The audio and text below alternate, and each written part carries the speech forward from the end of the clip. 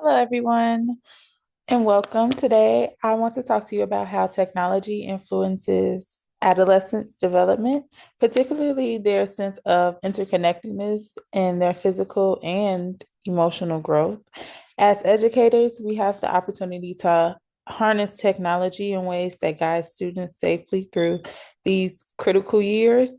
So, technology role in development. To Technology today is more than entertainment. It's a primary space where adolescents feel identity, belonging, and also relationships nowadays.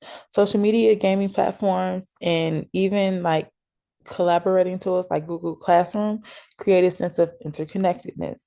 These digital interactions often reinforce like peer influence, which we already know is heightened during puberty, as the limbic system is highly sensitive to approval and feedback. So, beyond social connection, technology can actively support growth. Like for example, you have apps like Headspace for Kids that can help with stress and emotions. That's like mindfulness apps. You also have like fitness apps and like Fitbits that I have kids in my classroom. I'm a science teacher. And they have like Fitbits and it usually like encourages like healthy routines and like get enough sleep and get enough exercise and which is like critical during those puberty stages. So some learning tools, some collaborative learning tools such as Flipgrid. I know it is Flipgrid, but I know they changed the name to Flip. And it's also another app called Padlet that allows students to like share their ideas, to feel like less intimidated when they're standing in front of the classroom. It's like really good for anxiety, which is usually tied to like self-consciousness issues, and also just like body image. So some safe and ethical, responsible use. Of course, technology, it must be it must be ethical and responsible, and it also must be safe, which is a key part of digital citizenship. We have taught in many like meetings with our sixth graders about being respectful online to others, protecting your privacy, and thinking critically about what you share because there is a digital footprint that you leave behind and anybody can find it later in years later when like you're in college or trying to get a job.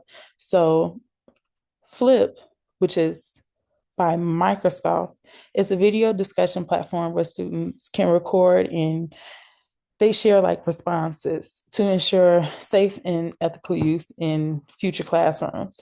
So I would set privacy controls so only classmates and teachers can view submissions.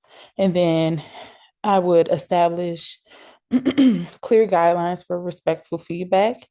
I would then try to model how to give constructive feedback with like kind responses, regularly review posts, and making sure that they're appropriate, especially for younger children. So like by creating a structured and supported environment, Flip becomes more than like a tech tool. It becomes a space where children can build confidence and also practice communication because a lot of kids do not communicate. They use communication through their phones, they text, and it also makes you feel more connected to the peers that are around you. So, in summary, technology can powerfully shape adolescents' development, both socially and physically. When we use tools like Flipbook with safety ethics, and intentionally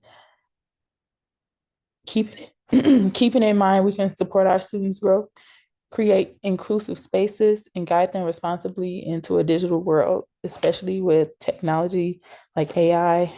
It is really important to have a structured situation with these kids. Thank you for watching.